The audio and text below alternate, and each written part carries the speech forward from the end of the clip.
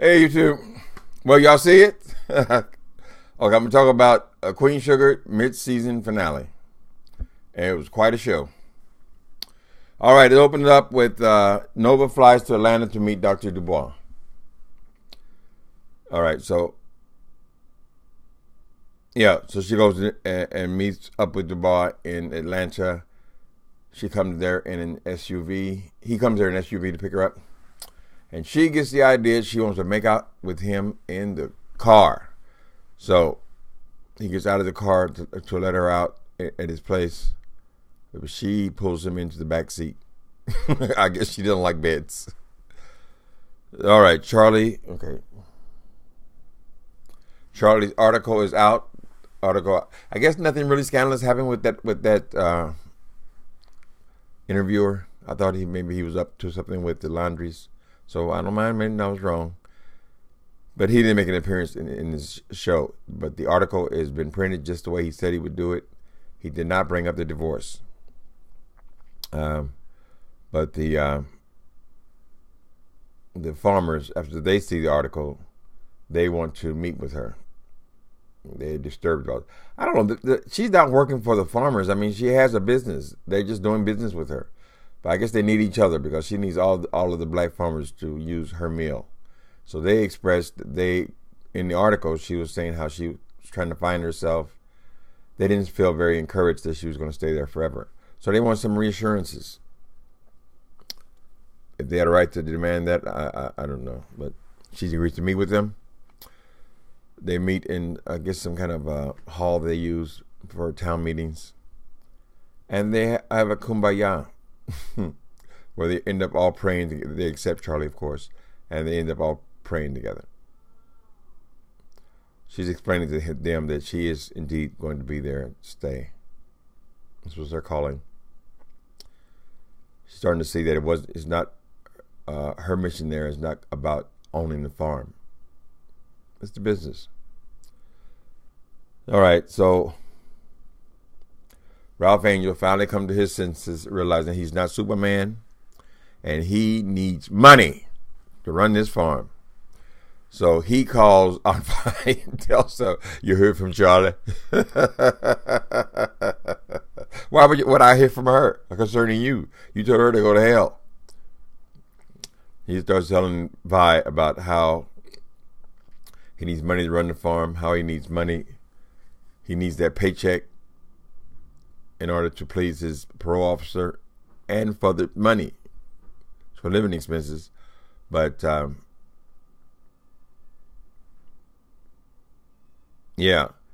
he's being paid a full-time paycheck to run his own farm. Now he doesn't throw everybody off the farm talking about how it's his, but yet he's on Charlie's payroll.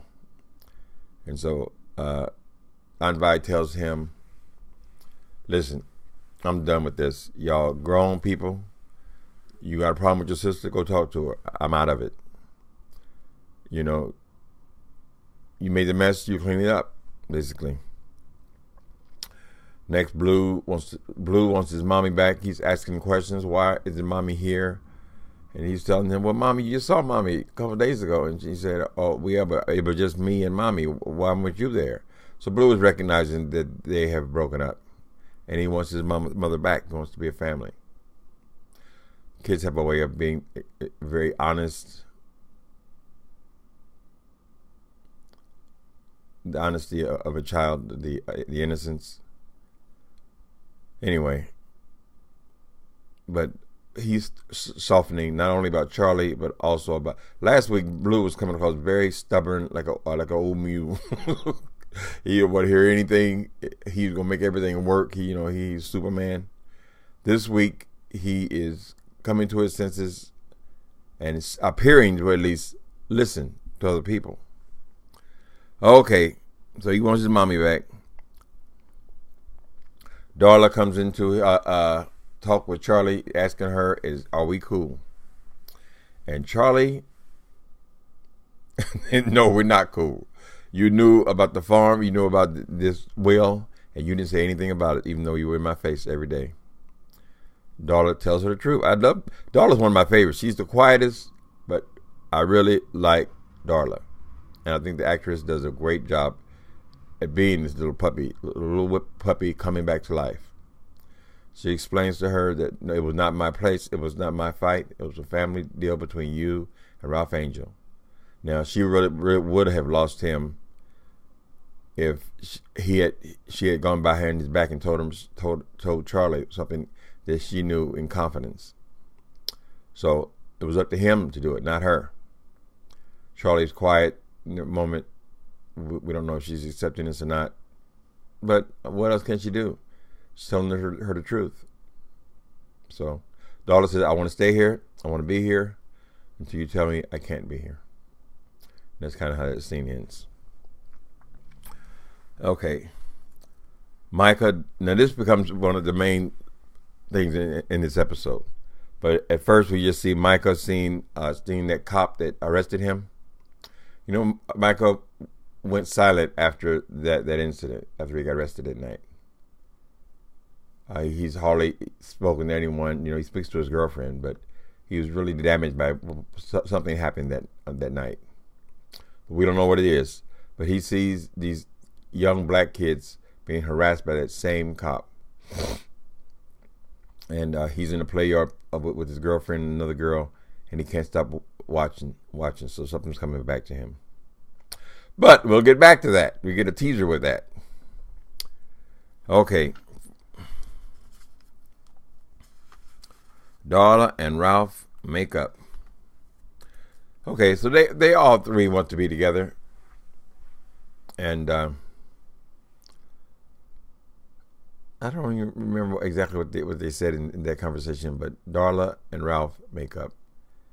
He explains, she sort of tells, when she's talking to Blue, explaining what the situation was and how the parents were having a little problem.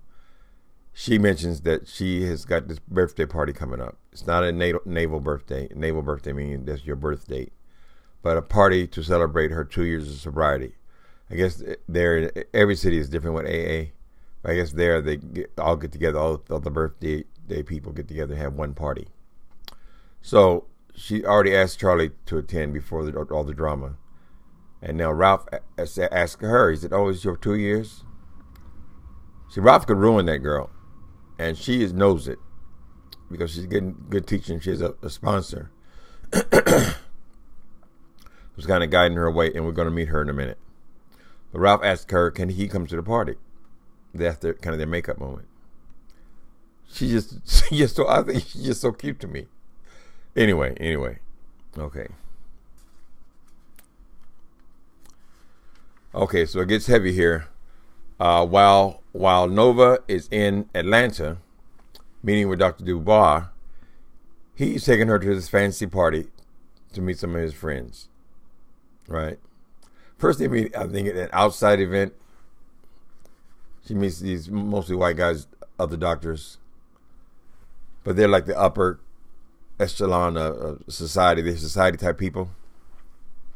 This one introduces himself, and he is a Trump supporter. Now, I don't know what happened, but they are talking about the exact thing that we're talking about this week with Trump and his damn selective immigration of his. They're talking about word for word, almost like what was in the news on the same day, what Trump's plan is. And I think they did a pretty good job of explaining exactly what he's up to. So one of his supporters is there. First, they meet at the outdoor event, some kind of picnic or something, and then he invites them to this fancy party. So they have a sit-down dinner, and Nova and this dude get into it.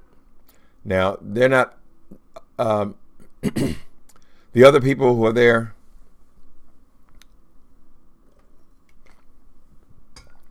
It's not like they gang up on her or anything. They're mostly silent. Dubois says they're pretty good people. There are some black people. There also is a big, huge... big dinner table, as many you can see at the table. Maybe there's 16 people sitting around this table. Anyway, this man starts telling about this selective immigration, how he got to let the chosen ones in only, and to hell with everybody else. He goes in on New Orleans, talking about some disease that they're due for a disease because of the rotted buildings in New Orleans. Anyway, he goes off on her town. He thinks the people, because the buildings are abandoned and the construction is slow, they are going to likely contract this disease. Remember, these are all doctors now. She doesn't agree with that, of course. She thinks that that's a myth. And his position is, okay, are we either we're going to take care of the poor ones here, or we're going to take care of the new immigrants. One's got to go. Make your choice. All that old bullshit. So she lets him have it. She makes herself abundantly clear about his views, which are basically Trump views, and he's a Trump supporter, which I find strange because educated, smart people, I didn't get the impression were following Trump. Anyway, she walks out on the dinner. Dubois follows her out, tries to explain his position about how he has to play the game. I mean, these are his peers, and he can get things done by interacting with them. So she didn't initially buy it. She didn't think she should be fraternizing with the enemy, kind of thing. So she goes back disappointed from Atlanta. All right. Micah. Okay, so Micah, he's out with his girlfriend and her girlfriend, and they pass a restaurant, and Davis has just told the boy that, okay, I have a meeting, I can't make it to whatever. He was going to take the girls over and show the loft and whatever, but Davis is saying he can't be there because he has an appointment. I mean, he's got a business meeting. They pass this restaurant and they see him in the window with this beautiful young woman. It's gorgeous. It was the same one that I believe was the reporter was being interviewed earlier. Was she a reporter or an actress? She's a mid-level celebrity herself. Michael sees him. He goes into the restaurant and makes a scene. So you're the next one, kind of thing, you know. He's okay. So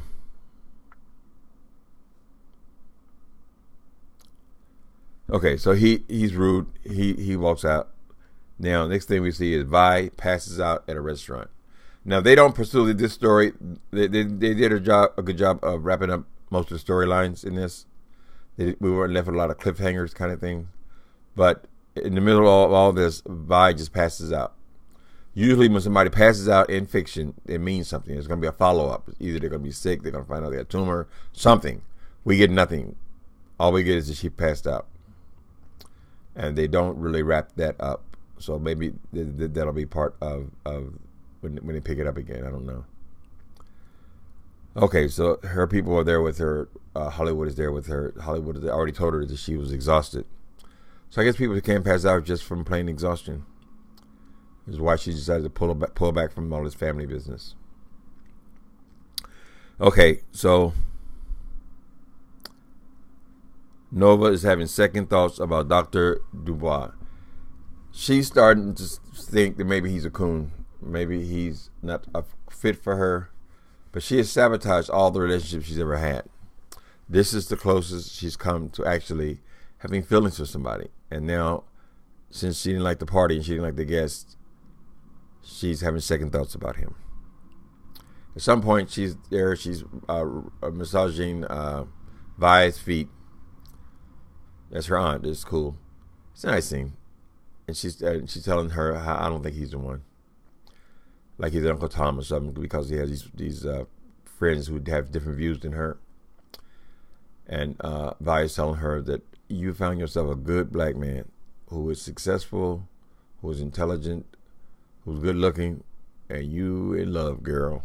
I love their little these accents. I think all the actors, except for, I don't really think Davis is the best actor in the thing, but he's got the smallest part too. So anyway, I shouldn't say something negative about he hasn't impressed me with his acting yet. Put it like that. Anyway, she's telling her, go back and get that good man. And he makes it easy because he shows up at her door. I guess it's the following day. So he's now flown back from Atlanta to New Orleans and surprised her. They make up at the door, and of course, they make out. Now, there's a lot of crying, apologizing, and making out in this particular episode. All right, so they close the door. We don't get to see all the goings on, but it appears that she's taking him back. Okay. Charlie breaks down. She gets emotional with Remy. Remy is I don't know if he's a little stubborn himself, but he's been kind of riding her to make sure she does everything right and that she's sincere. And he doesn't want to be hurt. I mean, he loved his wife. His wife was killed in an accident while in the military, and he hasn't not really over that. So he's hesitant about opening his heart, and he want to make sure that Charlotte is the right one before he does that fully. And so now Charlie gets emotional. We're on the edge of begging him, please accept my apology, take me back into your arms. Oh. Like I said, a lot of making up, a lot of kissing and carrying on in here. Okay. They make out. I like the way they make out. You know, we fade to black. We ain't got to see all, you know, Charlie in the beginning, they were showing all the booties and all this. We ain't got to see all that. When you're talking about love as opposed to sex. Anyway. So those two are back together. Ralph breaks down with Darla. Okay. Okay, so I missed the most important scene here. Okay, let me go back a tiny bit before we get to the end. Micah. Okay. Davis goes into his son's room, to Micah's room. Tells him what he was doing was wrong and not acceptable about the way he talked to that young lady. And they have a confrontation. In the confrontation, Davis asks Micah, what's wrong with him? Well, what happened that night? Because in his little rant, Micah mentioned that night while he got arrested. So now they play with us a little bit here, the writers. Good drama here. He starts telling him about the night that he got picked up by this cop. The cop had him in his car in handcuffs. The cop takes him back to the police station. He tells him he's taking him in. When they get to the police station, he drives past the police station. And the cop takes him into an alley. At this point, we're all thinking probably the same thing. It appears that this man has done something sexual with this boy. I'm hoping it's not that. That's the kind of thing he has to struggle with for years. Okay, so the cop brings him into this alley place. He starts calling him nigger. He's an uppity nigger type thing. And he hates uppity niggers. And he says that Micah would look like he was born with a silver spoon in his mouth. Remember now, he's driving his $100,000 sports car when he picked him up. He says, forgive that, please.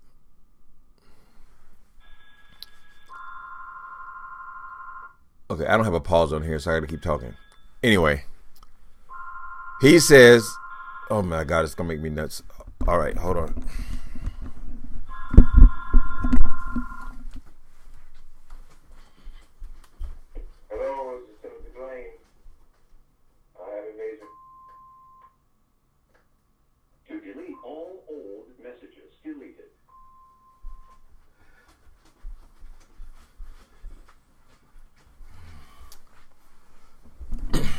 Forgive me. I'm kind of done with my machines, so I don't know how to pause them, then continue. Anyway, so what was I talking about? Oh, yeah, the big scene. This man takes this boy into this alley. He says that you were born in a silver spoon in your mouth. He can't stand uppity niggers, he says. I'm not saying that word, but that's what he said.